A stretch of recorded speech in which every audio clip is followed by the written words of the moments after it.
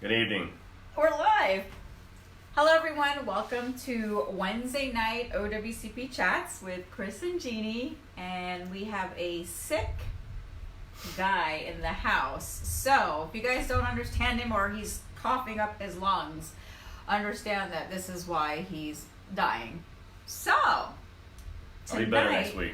Yeah, tonight he's trying to get medicated for next week. And speaking of next week, so you guys know we have 8 days more left before we come to Boston, and we're going to be in the Quincy office doing our Facebook Live, and we've got a tremendous amount of RSVPs, and those of you that are still coming, please make sure you bring a coworker. It's going to be a great training session. We're not going to tell you what we're going to be discussing, but when you get there, we will let you know what we're discussing. So that's going to be next Wednesday, August 28th, in our Quincy office at 8 p.m. Eastern. We normally go about an hour and a half, just because there's people in the audience that are going to have questions, and we're going to go from there. So those of you hopping on, Chris is not feeling well. He's got a cough, so I'll do a voiceover or something. So with that said, tonight we're going to be talking about, like everybody keeps asking, and we know we go over these things because we get new people all the time. So tonight we're going to talk about a CA1 versus a CA2, you know, why you should file your work injuries instead of wait, and the rules and statutes behind filing the CA1 and CA2s when your supervisors are giving you a hard time. So with that said, don't forget to like and follow our page, and go ahead and share this on to your coworkers' page, in your Facebook page groups, and on your page, so everybody's hearing this. So I'm going to turn it over to Mr. Sicko. Sicko. Before I start, let me remind you to get Twitter, and too many of you haven't yet, and you're really missing out. It's a huge opportunity to get real-time updates on laws, regulations, rules related to OWCP. So, sound in the background. Yeah, so Let me see if they can't hear us. Well, that's not going to make a difference. Give us a bunch of hearts if you hear us. I think you do. All right, so anyways, get Twitter at Fed Injury Center, and follow me for all the rules, laws, and regulations, so that you know, when your supervisor tries to give you a hard time, you can pull it up on your phone and say, yeah, but what about this law? And too many of you are not on there yet, but you really need to get there. So at Fed Injury Center, it's so easy. Download it from the App Store or the Google Play Store, and it takes you through the steps. I mean, it practically does the work for you. It's so easy. Not having it is very silly. So I'm not trying to shame you into it, but if that's what it takes, get Twitter at Fed Injury Center. It's really easy. So like she said, we're going to talk about CA1s and 2s tonight, and let's start by talking about the difference. A CA1 is any injury that happens in one shift. CA1 happens in one shift. A CA2 is anything that develops over 2 or more shifts, 2 or more days, weeks, months, years, more than one shift, right? And so if something happens and it didn't happen in a single instance, it's a CA2 almost every time. In fact, probably every time. So if it happens in multiple shifts, meaning 2 or more, it's a CA2. Now this can be an illness or an injury for a CA2. It doesn't have to be just an injury. You know, it doesn't have to be back pain or knee pain. It could be a respiratory condition, which a lot of people that we've helped have had. So anything that develops over 2 or more shifts is a CA2. And, you know, for those of you that have been with your agency for a long time, especially like postal workers that have been there 20, 30 years, which is super common, you have aches and pains that develop over time. It happens to almost everybody. But most people will avoid filing their injuries. And, you know, you don't need to do that. You need to report your injuries as soon as you know you have something that's work-related. And supervisors are not going to like it, and we're not going to care. So don't let that be part of the equation as far as your decision to file or not file. When you have something going on that's work-related, file your injury. Even if you have no intention of getting medical attention, file the claim. Report the injury, file the claim. And while we're talking about reporting, it has to be reported to your supervisor. Some of you have HR or injury departments, and that's where you report to, but that's equal to supervisor. So if I say supervisor, I mean that as well, if that's your agency and it applies to you that way. But you have to report it, and you need to report it right away. A lot of people, and we just talked to someone the other day who told their supervisor that they were hurt, but didn't get it in writing, didn't put anything in writing. And the supervisor didn't offer a CA1, and this person had no idea that the forms even exist because, like a lot of you, they're novices at OWCP. And, you know, you're not expected to be an expert at that, but the supervisors are supposed to know what's going on. Yeah. So she told the supervisor she was hurt, but didn't get it in writing. And so proving that she reported is going to be tricky. And so protect yourself. Get it in writing. And the best way to get it in writing is to fill out the form. So get a CA1, get a CA2, sit down with the supervisor and fill it out. It's 2 pages. First page is for you, second page is for them, and then there's a third page they give you that's called a receipt of notice, and they give you that. But they need to give you copies of everything. Yeah. And here's why. There's a lot of reasons why, okay? One reason is because on the CA1, the supervisor on their page can write some things on there that can hurt your case. And you need a copy of that so you can read what they said. And so you have a chance to talk to them about it and say, hey, are you sure this is what you want to say? Reason number 2 is they have 10 days from this date to turn it into DOL.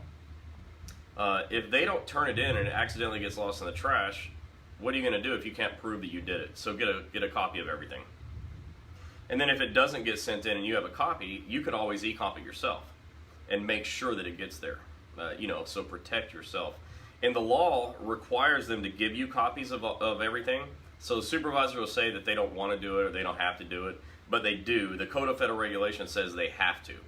And if you're on Twitter and you're following me, then you see this already because I posted this stuff there. And if you've been to one of the live events where I've done training and you've requested the presentation, then you've got the law yourself. But if you go on Twitter at Fed Injury Center, you can save this stuff to your phone. And when the supervisor says, I don't have to give you copies of that, you can say, yeah, but this law says you do. So give me copies of my forms. Yeah, just so you guys know, we're discussing CA1s, when to file a CA1, when to file a CA2, and the rules and laws and statutes behind filing them, why you should, and yeah, I don't know why I blanked out. Yeah, well, that's what we're talking about. So I'm going to keep talking about CA1s and 2s. A lot of you are getting scared.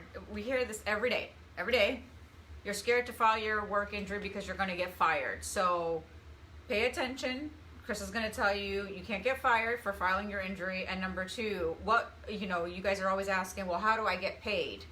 So we're going to go over all of that. Today we had a call and the lady didn't realize it. When you guys file your paperwork with your supervisors, they have 10 days to turn it into Department of Labor.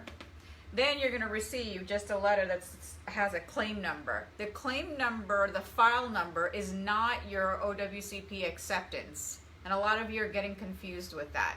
So you get a claim number, but that doesn't mean it's accepted. So remember that. You have to wait till the doctor does his narrative and push it to DOL. And then you'll get another letter from DOL stating your claim was accepted. Or denied. Right. The end. So 1 out of 13 people has a denied claim, and so odds are if you're going to the wrong doctor, yours will be denied too. But that's not a topic for today. Yeah. Let's move past it. So back on CA1s and 2s. Another thing that supervisors will do is they'll tell you that they want medical documentation for especially a CA2, prove that you're hurt. So here's the deal. It's none of their business.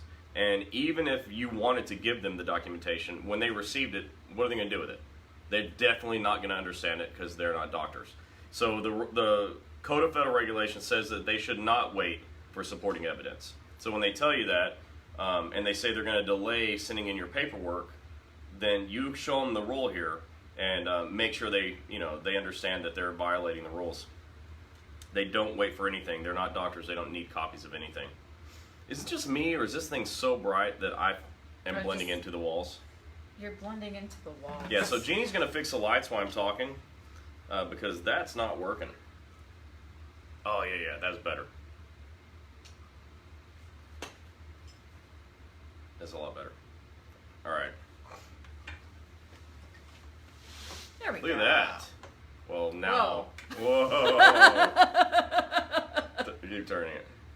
Okay, that's good. Well, that was fun. No? It's fine. Let's just keep talking. You keep talking. I'll fix it.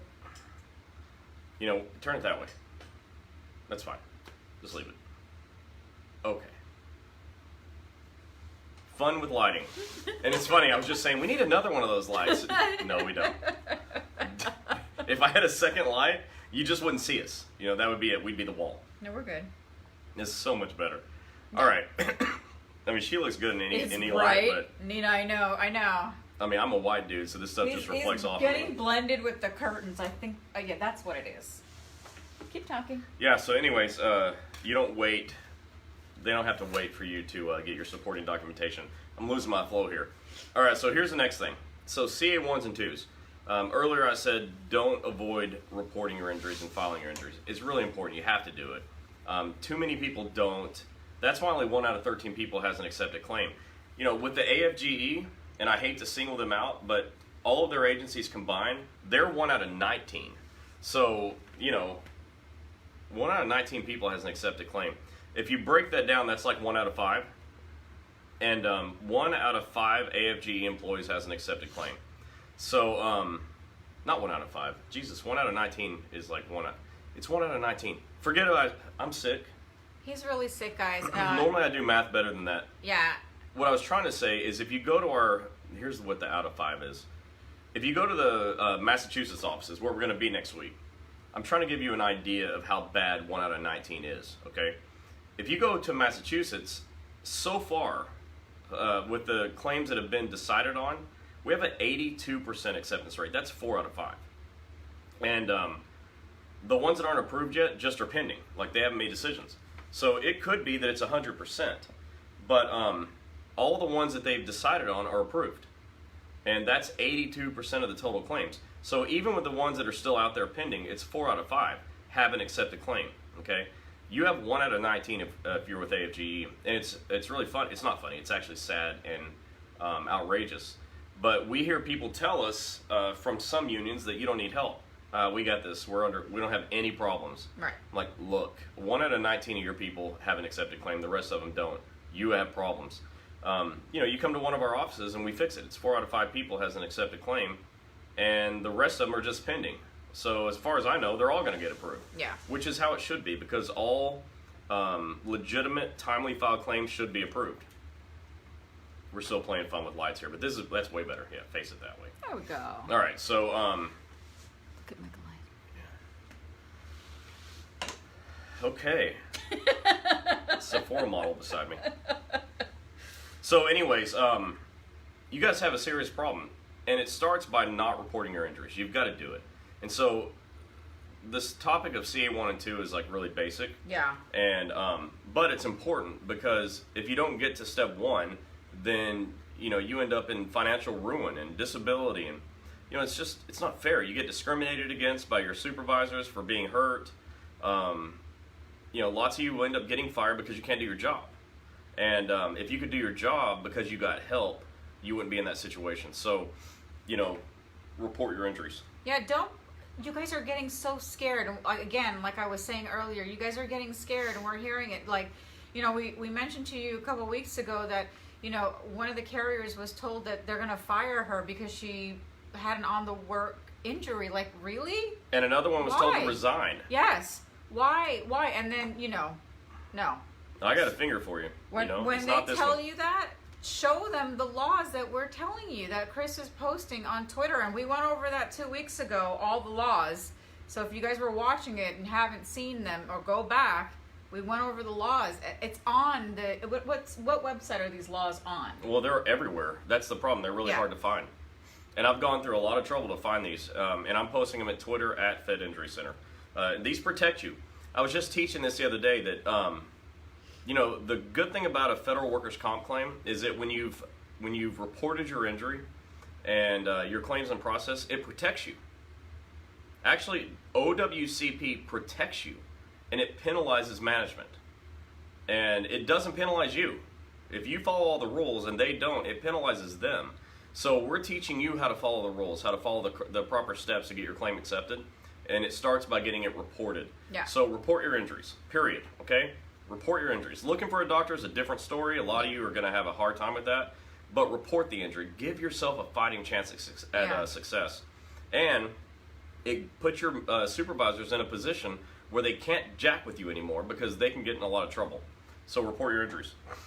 And so when can you report your injuries? All right, so I heard the other day, well, it's 72 hours. That's not a thing. And then all the time I hear 2 weeks and 30 days. Neither of those is correct. You have 3 years to report an injury, 3 years. And on a CA2 form, one of the questions is basically, what took you so long?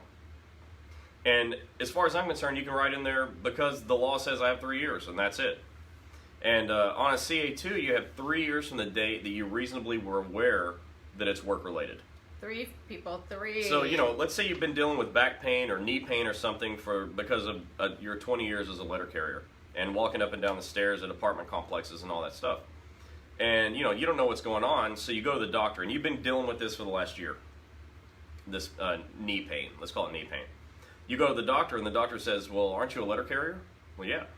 Well, I think it's because you're a letter carrier. So from that day, even though you've been dealing with this for a year, from that day, you have 3 years to report your injury. Okay, that's a CA2. You have 3 years from the point you knew or should have reasonably known that it was work-related. And on a CA1, it's 3 years from the date of injury. And so a lot of people are walking around, they think that they ran out of time, but you didn't, okay? It's not too late. And so report. And if management says, I don't believe you, I don't care. It's not your job to believe me. It's your job to fill out the forms and turn them in. Right. Okay, who cares what management thinks? They don't really have a say in it anyways. Once your doctor writes a report, the doctor's report carries all the weight. 100% of the weight is carried by the doctor's report. So we don't care what management thinks. And they can't penalize you, they can't retaliate against you, and they damn sure can't fire you. All right, it's against the law. So get your injuries reported. You have 3 years to do so. What questions do we have? Nothing yet. So you have 3 years to file your CA1, and a CA1 is the accident that happened today, right shift. now, Yeah. in a single shift. We just came from a union meeting last week, and somebody, it was a steward training we did, but when a bunch of other employees had came in for the union meeting later, we asked them, how many of you heard that you only have 30 days or 90 days? And we had somebody raise their hand. And we've been teaching at this union for a while. 30 days, it's not 90 or 120, it's 3 years. 3 years. And we hear it all the time that the supervisors are telling you guys, no, that's not true. It is true. What do they know? They're not a doctor either. Right, and it's not their concern. If a supervisor doesn't like it, on a CA1 claim, on a CA1 form, on the second page, they have all kinds of places they can write bad stuff about you, but let them try. Okay, that's going to work out really, really bad for them. They get penalized for that. So check this out. A number of statutory provisions make it a crime to file a false or fraudulent claim with OWCP. So if the supervisor goes on page 2 and writes things that aren't true, that's a crime. And it potentially carries jail time from, I think it's like 5 years for writing false statements on a OWCP form. So don't worry about it. And anybody that wrongfully impedes a claim, so your supervisor says, I'm not going to let you fill out a form, they can go to jail for up to a year for that. And because whoever induces, compels, or directs an injured employee to forego filing an injury claim shall be. Mr. Harvey, pay attention. You just asked this question. Whoever induces, compels, or directs an injured employee to forego filing an injury claim. So whoever puts you in a position where you can't file your claim. Whoever does that shall, remember that word, it means absolute, shall be fined, imprisoned, or both. That's 18 USC 1922. Okay, that's the United States Code. That's the law. Whoever induces, compels, or directs an injured employee to forego filing an injury claim shall be fined, imprisoned, or both. And imprisonment is anywhere from 1 to 5 years. It depends on what they're doing. And the fines are $500 to $10,000. Depends on what they did wrong. 5 to 10 years in prison. So, come and get some. Yeah. But again, this is an example of where the system penalizes management, not you. Okay, if management does the right job, nobody gets hurt, okay? But if they don't, they get hurt, and that's the way it goes. Not our problem. You know, too many of you are scared to report your injuries, scared to file your claims because you're scared of management. Well, management should be scared. Right. Well, they're also scared because of the retaliation. So can you explain what happens when the supervisors and management retaliate against an employee? What do they need to do? Yeah, so OSHA says that it's illegal. I'm reading this as an OSHA site. It's illegal for an employer to fire, demote, transfer, or otherwise retaliate against a worker for using their rights under the law. And one of your rights is the right to report a work injury. So if you report an injury and they don't let you, they retaliate against you, it's illegal, okay? And if you believe that they've retaliated against you, you file a whistleblower claim. You call 1-800-321-OSHA and you ask if it's a violation. And they know if it's a violation. And it pretty much is if they're retaliating against you. There are 9 employee rights on OSHA's website. Number 6 is the right to report a work injury. So you have a right to do this. If they don't let you, it's a crime and you should report it to OSHA. Melissa says, what is a CA1? Okay, I'll go back. We said this in the beginning, so if you're just getting on, any of you start, you can look at this in the beginning, get some more information too. I'm happy to repeat myself though. CA1 is any injury that happens in a single shift. It's a notice of traumatic injury. It's a form that has 3 pages that matter to you plus an instruction sheet. So 4 total pages. And page 1 is for you to fill out as the injured employee. Page 2 is for the supervisor. And then the 3rd page is the receipt of notice, or notice of receipt, that proves that you filled everything out. And they have 10 days from that date to turn it into DOL. So a CA1 is to report an injury that happens in a single shift. Yes. Like you bend over and you feel a pop in your back, or you step out of the vehicle and your knee buckles, you sprain your ankle, dog bites, those things happen in a single shift.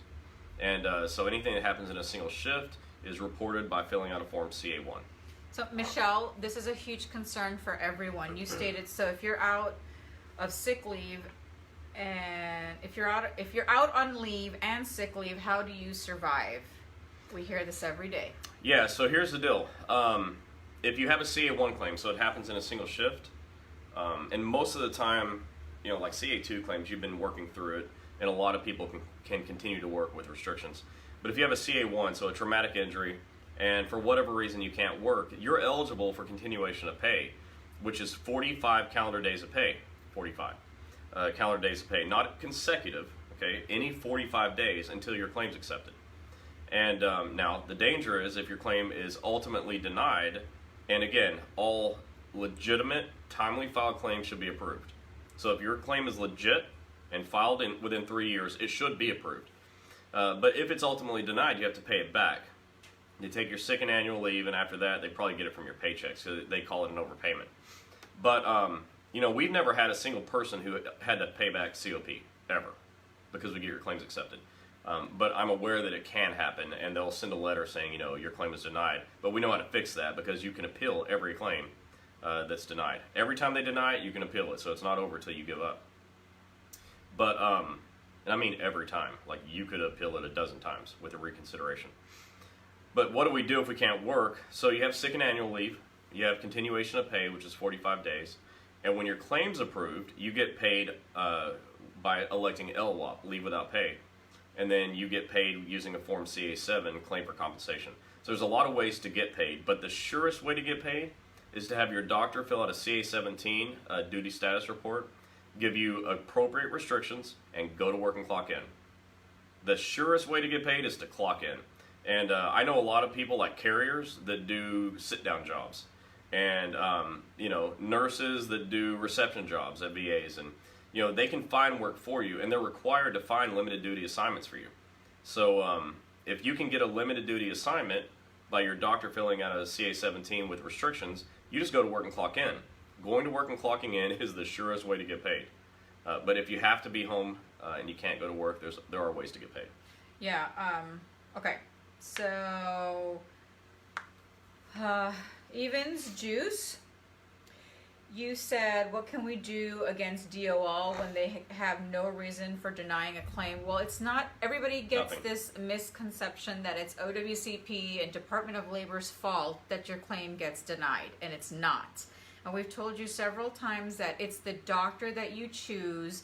It's the doctor that knows that needs to know how to write the report. Yeah. Yes, DOL is looking for wording, but it has to be you can't say, what was the words, like sprain and strain? There's a difference. Pain, those are bad. Those are bad words. Yes, you could be in pain. You can be in pain for anything, but what caused the pain? And it has to have a diagnosis. So everybody try not to get too upset that it's OWCP and DOL's fault for denying your claim, because you're saying DOL and OWCP is denying my claim for no reason. It's not for no reason. Well, let me get into that a little more. So I've never known of a claims examiner that just had it out for the injured employee. Right. They're an external third party, Department of Labor.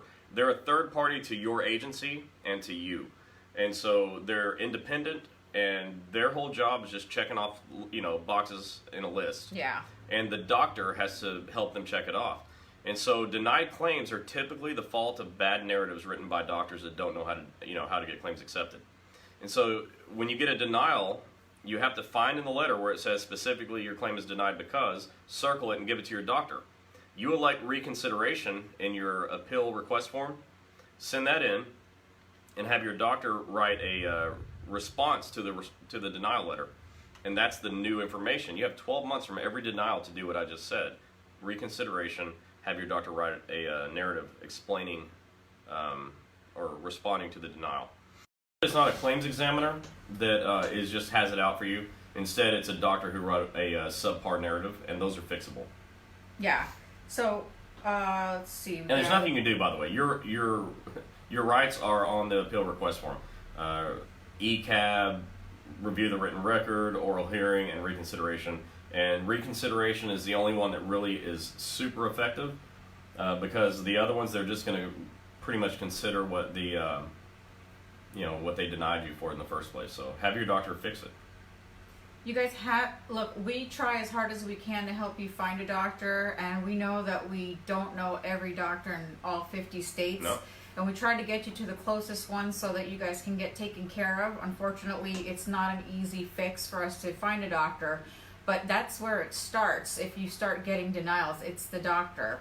When you still need help, we give you the website links. We tell you where the closest doctor is so you don't go into this situation. But we're trying the best that we can. But when we're educating you, we're trying to help you, letting you know what to do, what to say, and it starts from filing your CA1 and CA2 and not having the supervisors harass you. And let me just touch on your choice of doctor.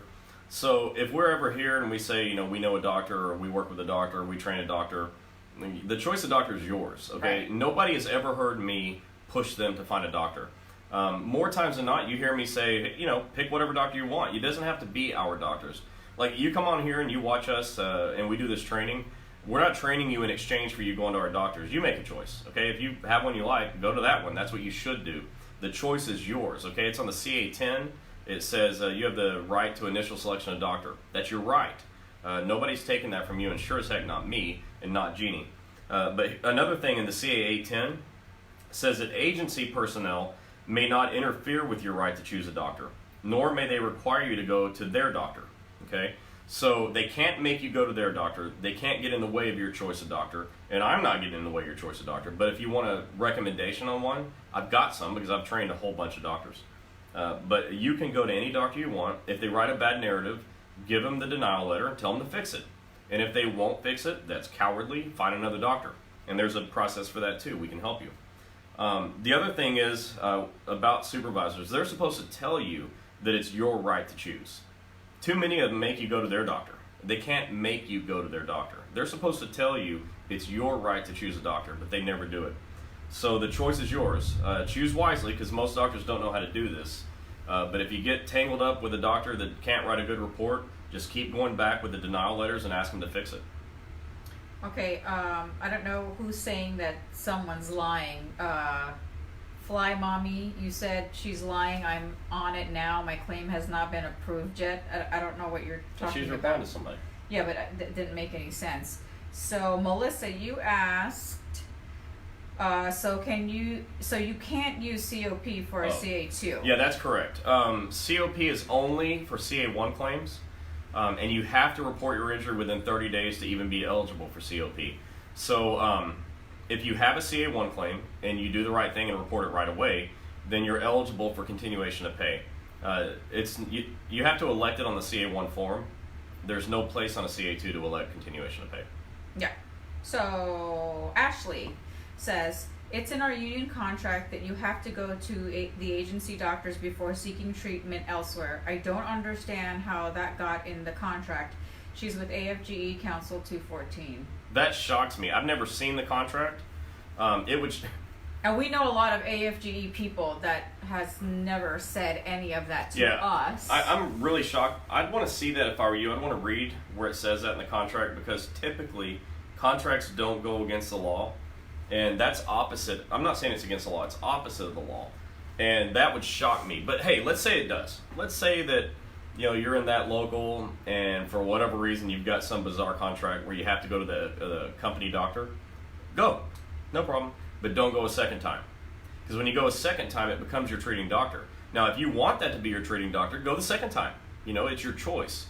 But the law clearly states, clearly, it says, nor may the agency require an employee to go to a physician who is employed by or under contract to the agency before going to the physician of the employee's choice.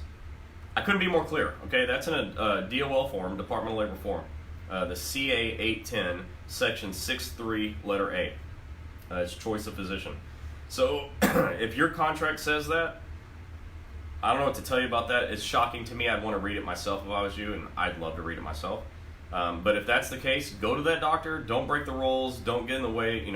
Don't cause more trouble than is necessary. But make your second choice be the choice that you want. Okay? Yeah. I'm not in favor of causing trouble with management or with your union, because we love the union. But protect yourself. Nobody has your best interest in mind as good as you do. Jackie, you said, is there a link for resourceful physicians looking for a doctor in Mobile? Well, the only doctor that we know is the one that we trained in Bessemer. Which is a long way away from Mobile. And we are working on getting a doctor in Mobile. But I will message you later and give you the link. What we know, there really isn't any doctors. And this ties into another question that somebody was asking. Are military doctors good options? Oh, let me answer that. Okay. So maybe is the answer to the question is maybe. Okay, a military doctor, like if you work on a base, and I know the bases have doctors, and if that doctor is willing to do what it takes to write a great narrative, then absolutely, it's a great option. It's all based on the doctor's willingness to do the right job. Like ER doctors, urgent care doctors, and sadly the VA doctors don't have time for this, and they're not trained for it. They're too busy for it, and so they don't write great 5-page narratives, But if your military doctor is willing to do the right job, which wouldn't surprise me at all, then go ahead. I wouldn't have any problem with that. They're probably world-class doctors. I'd have a lot of respect for anybody that would put the effort in to write a 5-page report. So if they'll do it, tell all your friends. Kathy says, do you file a CA2 for back pain, neck pain, knee pain, etc., even if you are able to work your regular position? If so, why? So, I can't tell you that you should file it. What I'm telling you is that if you're having problems and those problems develop over 2 or more shifts and you want to get help and you don't want to pay for it out of your own pocket, you should report it, okay, and file the CA2. The value of filing a CA2, okay, or a CA1, this actually applies to both, but here's the value of it, is that you don't have to use your own health insurance. The federal government, Department of Labor, pays your bills when your claim's accepted. If you have to have time away, you get paid to be off of work. And if it causes problems in your limbs or other issues, you have an opportunity for a scheduled award later on, which is money. So that's just some of the reasons I can think of. But the other reason is you have access to using a CA-17. It protects your job if you're off of work. So when you use the OWCP system, there's a lot of things in place that protect you. And that's why I'm in favor of it. You definitely can use your own health insurance, and you can use your own co-pays, and you can pay your own deductibles. And when you're off of work, you can use your sick and annual leave. And, that's your option. It's your choice.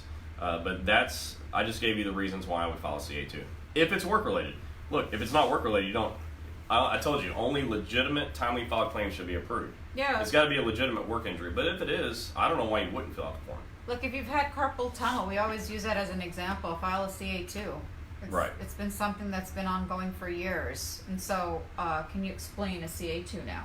So a CA2, again, is any condition, okay, not just an injury to the musculoskeletal system, any condition that develops over 2 or more work shifts. Typically, these things develop over a long period of time, months and years. But the definition is anything develops over 2 or more shifts. In contrast to a CA1, where it developed in a single work shift. There was a traumatic occurrence. So a CA2 develops over time.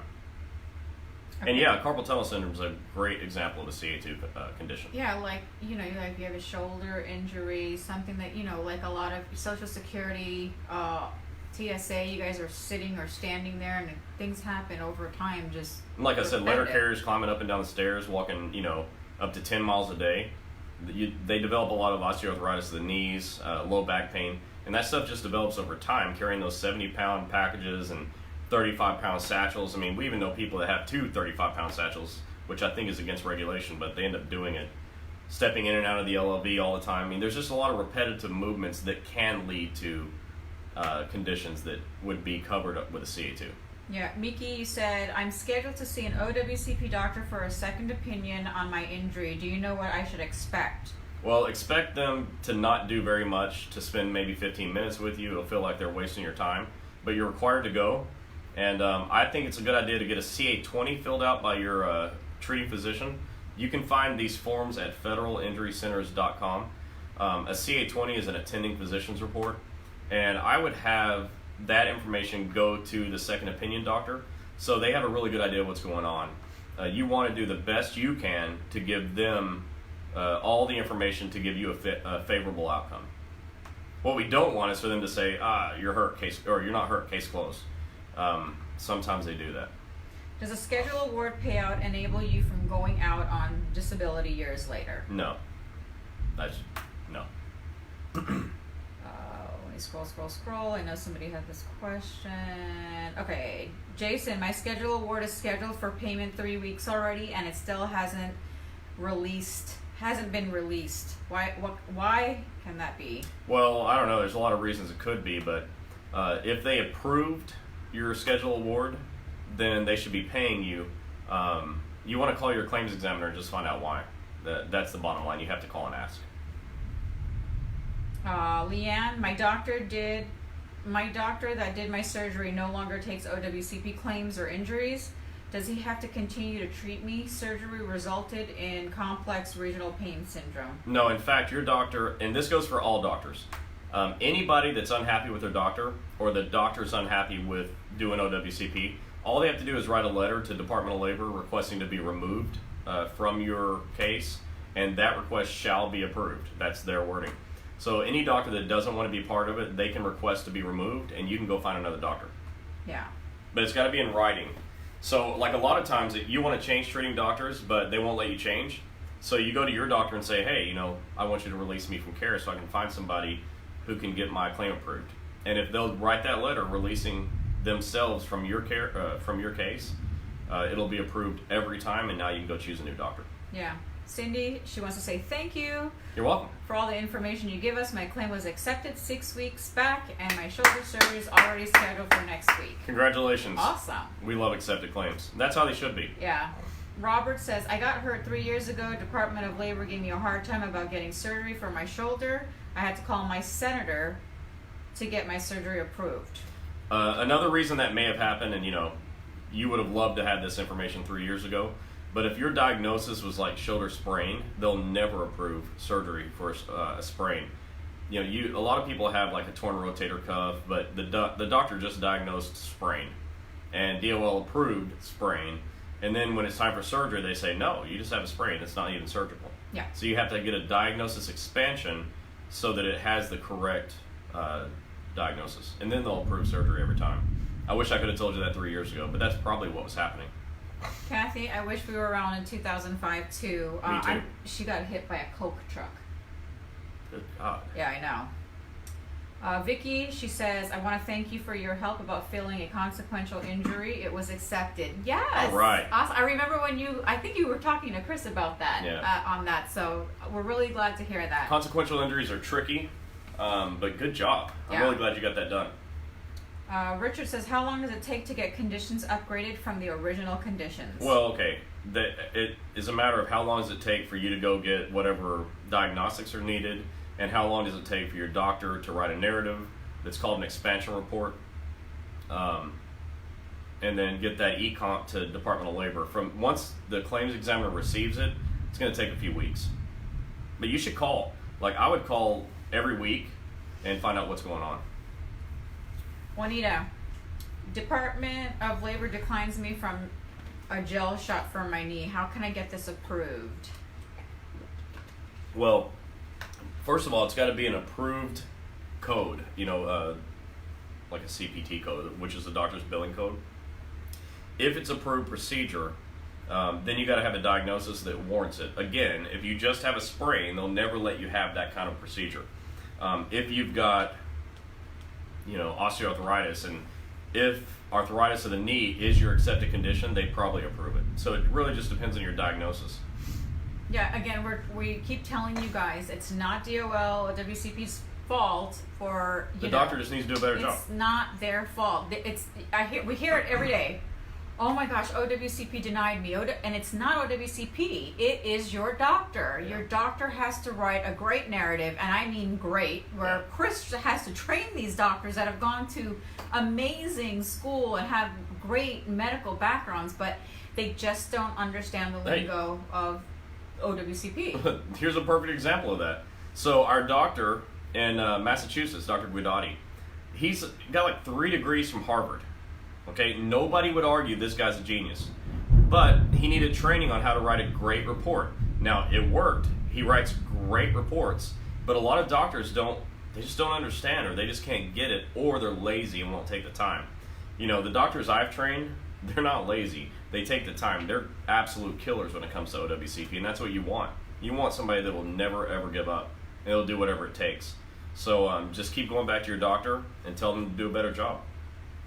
So remember, it is not OWCP's fault. It's your doctor's.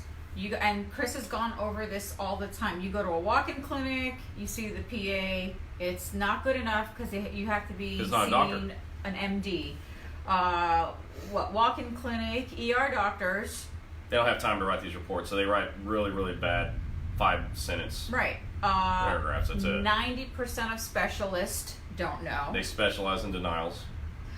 I'm trying to remember all 6 of these. VA doctors. World-class doctors with 0 OWCP training. Number 5. Your general practitioner. Yes, your primary care doctor. Everybody's like, oh yeah, my primary care. There are and when I say this on the specialists and the primary care doctors, it's like 95% don't know. Yeah, they're not trained for this. They just don't know. Yeah, and when we train doctors, it takes up to, Chris starts training them. It takes months. 3 to 6 months. So understand that this is why you guys have problems. It's not OWCP. They're getting these narratives, and no, we don't have sample narratives that we can give out. Because everybody keeps asking, and every we don't. report is different. Every injury is different. The causation, how it happened, is different for every single person. So it wouldn't help. If you're on Twitter, at Fed Injury Center on Twitter, I've got the 5 components of an accepted claim listed on there. So you can go there and you can at least show the doctor the 5 components that are in there. But the details are responsibility of the doctor. The doctor's got to get the proper amount of detail explaining how your injury happened. Teresa, you said nurses or third-party people write narratives here in Michigan. They also fill out your CA-17s and any FMLA paperwork. So nurse practitioners and PAs They can write it. They can write everything. They can fill out all the paperwork, and they can sign everything. But the medical doctor has to countersign everything they sign. Yeah. That's totally by the book. No problem. Leanne, I don't know of a good OWCP doctor in Georgia. Sorry. Let's see. Yeah, you guys saw the lightning out there? The what? Lightning? You made me say that on camera. Oh my God. Ashley says, I'm a union steward and recently found out that a provider in the area sends all health records to the base without a HIPAA release. The base then uses that information to expedite their separation from federal service. I'd want a lawyer. Yes. If you need an attorney, let me know. Well, and you can contact know, HIPAA. Go online. You should. Department of Justice. Department of Justice will handle HIPAA issues, and also OSHA. Richard, you use Dr. Ellis. Chris knows Dr. Ellis very well. Yeah, Dr. Ellis is He's great. a good doctor.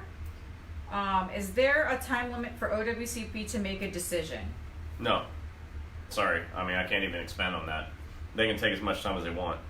Pamela, do I know any doctors in Dallas, Texas area? There is a doctor that Chris knows, and we refer out to them because he's trained them in Grand Prairie.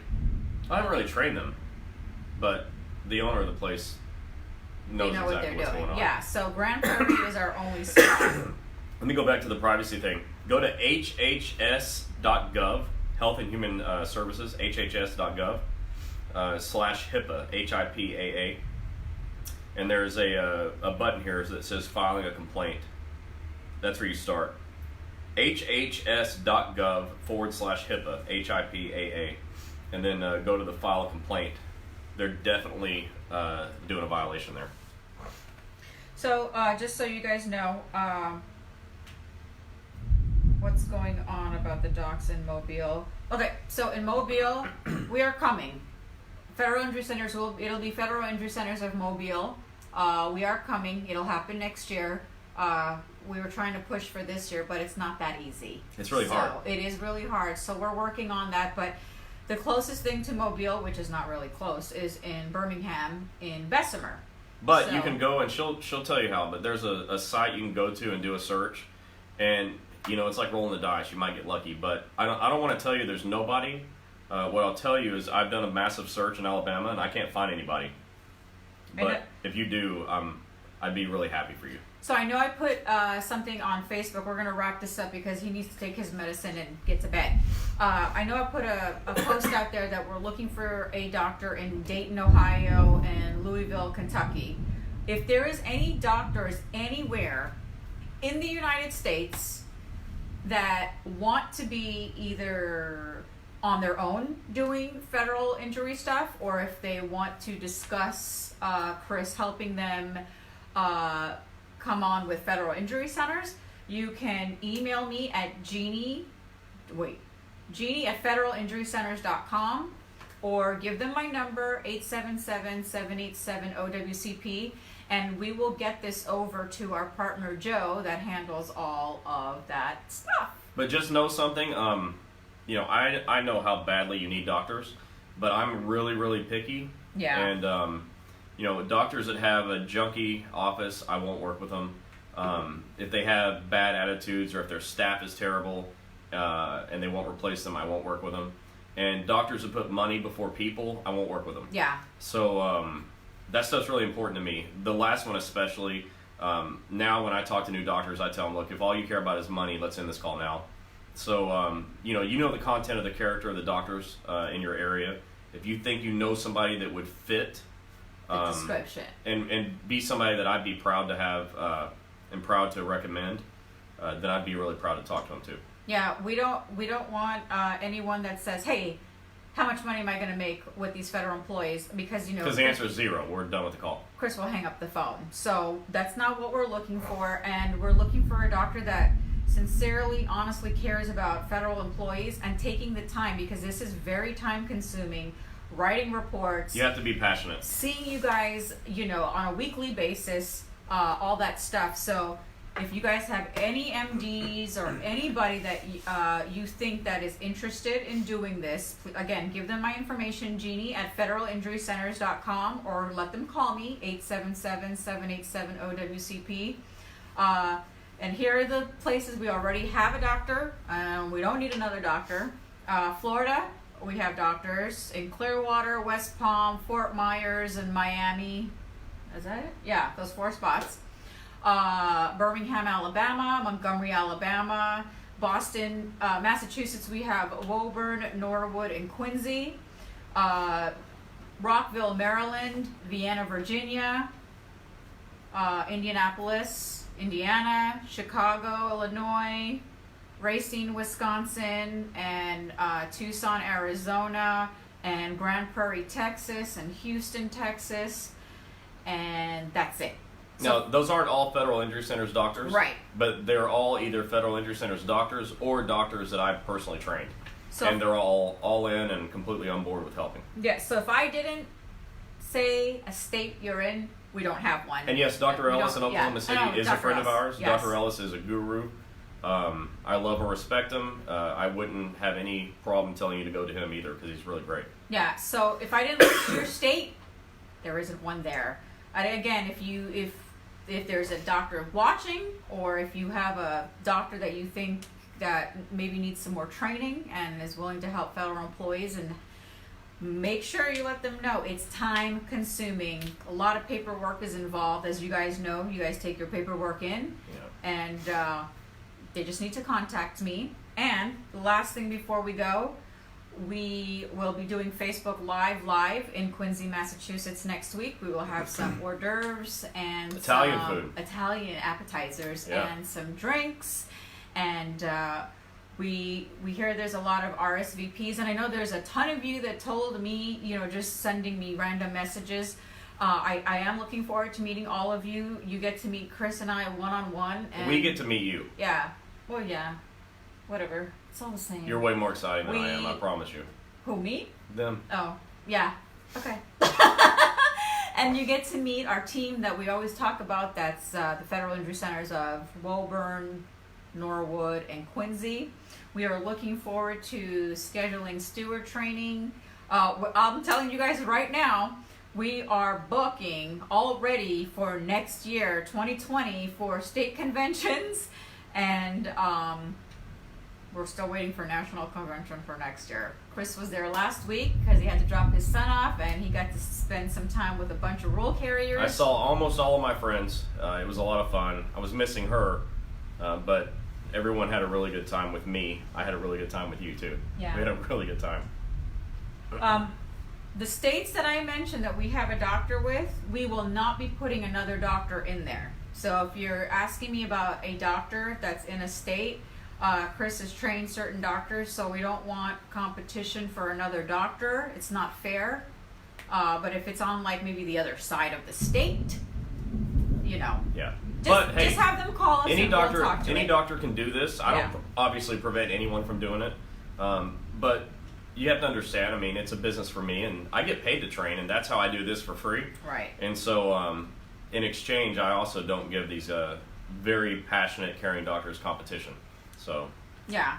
So, Massachusetts, get ready. I see a lot of you saying that you can't wait to meet us. We can't wait to meet you guys. There's going to be some, I know there's a handful of stewards coming, some local union presidents, vice presidents. We're really looking forward to letting you guys hear us and kicking off next year, 2020, so we can come to your state conventions. And like I said, we're already getting booked. We already have 6 things down for 2020 already, and we're only in August. Yeah. So Florida and Alabama and Massachusetts are our number 1 state. Racking up those miles. Yeah. And and we have coming up, there is a fall booster tri-state convention coming up in October 20th to 22nd this year in Kentucky, Ohio, and Indianapolis together. We'll be there. We have a fall booster here in Florida with the rural carriers. We'll be going to the Ohio State Convention for the rural carriers, and we are going to be going to the fall booster for the Connecticut rural carriers. So we're really looking forward, and after that we are ending the year after the Connecticut stuff. But again, we will see you guys next week. We look forward to meeting each and every one of you. And I'm expecting a packed house. No kidding. We're going to be in Quincy, Massachusetts. If you're in the state or in the surrounding states, make a road trip, okay? I expect a packed house. And I'm going to be all better. I'm not still going to be sick. And I plan on bringing it next week. Yeah. And it's going to be really good. It may be the best thing I've ever done. Yeah. And I want to do it in front of a live audience. We've got over 70 RSVPs already. I hope everybody actually shows up that says they're coming and brings a friend. Especially bring your coworkers. get in the car together and carpool. Bring your coworkers. I'd like to see people standing outside. That'd be awesome. But we got enough food for a lot of people. Yeah, so we're really looking forward to this, and too bad there's no snow. I was looking forward for it to being cold, but my partner told me that it's going to be 95, so That's the way that goes. somebody else will be happy. But anyway, if anybody else wants to RSVP, you can call the offices over there in Norwood, Woburn, and Quincy. Let them know that you're coming and you're bringing, 5 friends. Or you can always tell me. And again, we'll see you next week. We are looking forward to this. We're going to start 8 p.m. sharp, live. Get some audience asking questions. And we'll be there and get to meet all of you. Oh, and those of you that were in Texas with Chris last weekend, have in hashtag Federal Injury Centers with your pictures. Don't forget to hashtag Federal Injury Centers pictures, and all of you that did that, it was great seeing how much fun you guys were having with him without me. I was missing you guys. So we will see you guys next week. Got to get him some medicine into bed so he can feel better for next week. So All right, good night. with that said, everybody, good night. At Fed Injury Center Twitter. How do I do The this? finish button. Oh.